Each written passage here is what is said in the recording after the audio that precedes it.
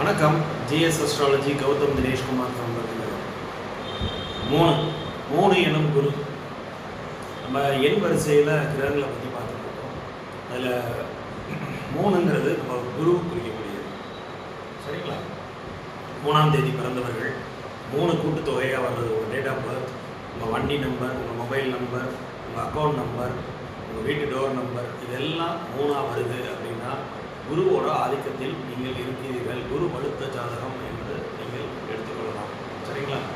குரு வலுத்தவங்க எப்படி இருப்பாங்க? குருவோட ஆதிக்கத்தில் இருக்கவங்க எப்படி இருப்பாங்க?